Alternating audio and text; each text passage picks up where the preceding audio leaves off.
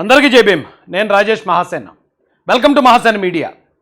ఇప్పుడు చాలామంది అనుకుంటారు, మొన్న మల్లం అనే గ్రామం అంటే పిఠాపురం నియోజకవర్గంలో మల్లం అనే గ్రామంలో దళితుల వెలివేత జరిగింది, దాని మీద రాజేష్ మహాసేన్ మాట్లాడలేదని కూడా చాలామంది విమర్శలు చేశారు, వైసీపీ వాళ్ళు ముఖ్యంగా.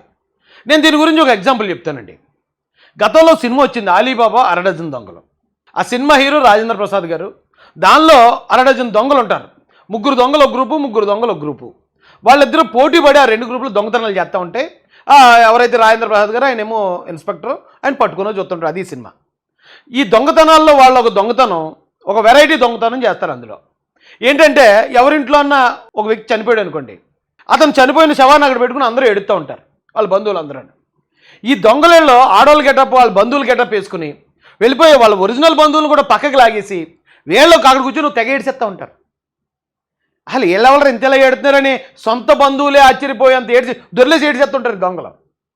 కానీ వీళ్ళు ఏడ్చే ఈ క్రమంలో వీళ్ళు చేసే పని ఏంటంటే, ఆ శవం మీద ఉన్న చెవులీలు లేకపోతే ఉంగరాలు, చైన్లు ఏమైనా ఉంటే, కానీ చూసేవాళ్ళకి ఎలాగ అనిపిస్తుంది అంటే, అయ్యి బాబు మాకంటే తెగ ఏడిచేస్తున్నారు వీళ్ళు, మాకంటే సొంత బంధువుల్లో ఉంది ఇలా అనిపిస్తుంది. సేమ్ ఇక్కడ వైసీపీ వాళ్ళు కూడా ఈ రాష్ట్రంలో ఎక్కడ ఏ సంఘటన జరిగినా సొంత బంధువుల్ని మించి ఏడిచేస్తున్నారు వీళ్ళు. ఊళ్ళో పెళ్ళి కుక్కలు ఆడావిడ అన్నట్టు ఆ బంధువులు కూడా బాగానే ఉంటున్నారు, వెళ్ళి అసలు మామూలు కాదు, బట్టలు చింపేసుకుని రోడ్ల మీద దొరికేస్తున్నారు. మళ్ళా విషయంకి వచ్చేటప్పటికి అక్కడ వెలివేత 100% వెలివేత అనేది అక్కడ జరిగింది. వాస్తవం అది. ఆ వెలివేత అనేది ఏ స్థాయిలో జరిగింది, ఎన్ని రోజులు జరిగింది, ఏ క్రమంలో జరిగింది అనేది కూడా మనం కొంచెం ఆలోచించాలి. అక్కడ ఒక అబ్బాయి చనిపోయాడు, ఒక ఎలక్ట్రికల్ పని చేయడానికి ఒక ఇంటికి వెళ్ళాడు, అక్కడ యాక్సిడెంట్లో చనిపోయాడు. చనిపోతే బాధితుల కుటుంబ సభ్యుల వాదన ఏంటంటే, మీ ఇంటికి పనికొచ్చాడు కాబట్టి అక్కడ చనిపోయాడు కాబట్టి కుటుంబానికి మీరు ఏదైనా చేయండి సహకారం, అది ఫైనాన్షియల్గా చేయండి లేకపోతే సంథింగ్ ఏదైనా చేయండి అనేది వాళ్ళ డిమాండ్. ఇక అవతలింటి వానర్ ఎవరైతే ఉన్నారో, పని చేయించుకునే వానర్ ఎవరైతే ఉన్నారో, ఏమంటే నేను మిమ్మల్ని పనికి పిలిచాను కాబట్టి దానికి నేను రెమ్యూనరేషన్ చెల్లిస్తాను. అక్కడ యాక్సిడెంట్లో ఏదైనా జరిగితే నేను కూడా సామాన్యుడిని, నేను పేదోడిని, నేను ఎక్కడి నుంచి తీసుకొచ్చి ఇవ్వాలి అనేది అతని వాదన. మొత్తానికి ఏదో గొడవ అయితే గట్టిగా జరిగింది. ఇందుకే చనిపోయిన కుర్రాడు ఎవరు, జనసేన కార్యకర్తట. జనసేనలో ఆయనకి సభ్యత్వం ఉంది. అయితే ఈ ఘర్షణ జరిగిన తర్వాత ఎవరో నాయకులు వెళ్ళారు, లేదు మీరు కంపల్సరీ చేయాల్సిందే అన్నారు. వాళ్ళు చేశారు, చేయలేదు, ఆ సెకండరీ పక్కన పెడదాం. అయితే ఇది గ్రహించిన అవతల వర్గం వాళ్ళు ఏం చేశారు, ఇదేంటి ఇది ఎలా జరిగినా కూడా వీళ్ళు ఎలా ప్రజలు తీసుకొచ్చారు మా మీద, కాబట్టి వాళ్ళు ఏదైనా హోటల్కి వస్తే వాళ్ళకి ఏమేమకండి, వాళ్ళు ఏదైనా షాప్కి వస్తే వాళ్ళకి ఏమేమకండి అని ఎవరో ఒక ఆయన ఆర్డర్ వేశాడు. ఎందుకు ఆర్డర్ వేసిన ఆయన ఎవరు, ఆయన ఏ పార్టీ, ఒకవేళ ఏదైనా పార్టీకి చెందినోడా లేకపోతే సామాన్యుడా, అది ఇప్పుడు వచ్చి బయటికి రాలేదు. అయితే ఆ రోజు ఉదయమే లేచాడు ఒక ఎస్సీ కుర్రాడు, టిఫిన్ షాప్కి వెళ్ళాడు. ఏమంటే 4 ఇడ్లీలు కట్టండి అన్నాడు. లేదండి మీకు ఇవ్వద్దు అన్నారండి అన్నాడు అవతలాడు. వీడియో తీసాడు ఈ కుర్రాడు తెలివిగా. ఏంటి ఎందుకు ఇవ్వద్దు అన్నారంటే, మనం ఇలా జరిగింది కదా మీకు ఏమో అమ్మొద్దు అన్నారండి. అది 100% వెలివేతే, దాన్ని ఎవ్వడూ కూడా కాదనలేడు. ఇంకొక ఆయన చేపల కోసం వెళ్ళాడు, ఆ చేపలు కొన్నాడు, చేపలు అడిగితే చేపలే ఉన్నాడు. ఒకరు, ఇద్దరు, ముగ్గురు, నలుగురు, 5గురు ఆ అవమానాన్ని ఫేస్ చేశారు. అది అవమానమే ఖచ్చితంగా. అయితే ఇది బయట తీసుకురావడానికి ఆర్టీవీయో లేదా మరో టీవీ ఆ గ్రామానికి వెళ్ళారు.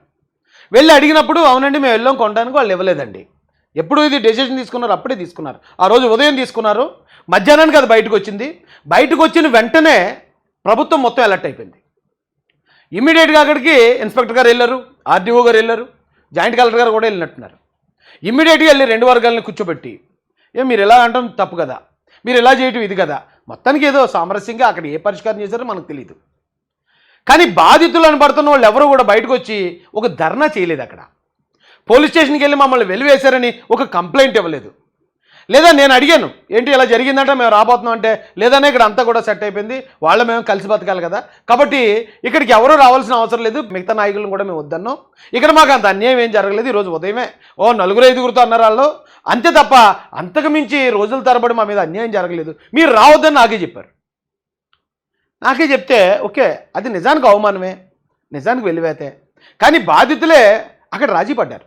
అవును మేము కలిసి ఉండాలి కదా, మొన్న ఈ ఇష్యూ జరిగింది, మేము అలా అన్నాం, వాళ్ళు ఇలాగన్నారు, దానికి ఇది అయిపోయిందని మరి వాళ్ళు ఏం చేశారో మనకు తెలీదు.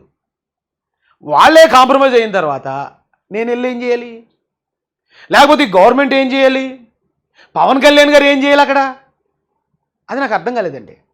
ఒకవేళ వాళ్ళు ధర్నాలు రాస్తారోకోలు చేసినా గవర్నమెంట్ పట్టించుకోవట్లేదో, లేదా మేము పోలీస్ కంప్లైంట్ ఇచ్చాం ఆయన కంప్లైంట్ తీసుకోవట్లేదని వాళ్ళు మాట్లాడితే అప్పుడు వాళ్ళకి అన్యాయం జరిగినట్టు ఖచ్చితంగా అందరూ ఫైట్ చేస్తారు.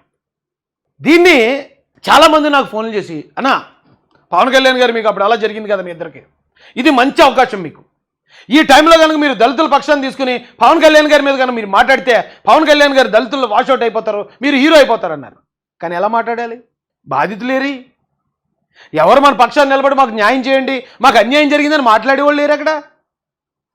వైసీపీ వాళ్ళు ఎవరో 4-5 లీడర్స్ అక్కడికి వెళ్ళి, లేదా వైసీపీ నుంచి ఎవరో ప్రోత్సహించే, ఇదిగో ఇక్కడ వేసాడు చూడండి మా వాడు ఇంకో తోలుబొమ్మ, జగన్ చేతిలో తోలుబొమ్మలు కొంతమంది ఉన్నారు, ఆ తోలుబొమ్మలు వెళ్ళి అక్కడ తందనాలు ఆడారు తప్ప బాధితులు ఎవరు వచ్చి నిలబడలేదు.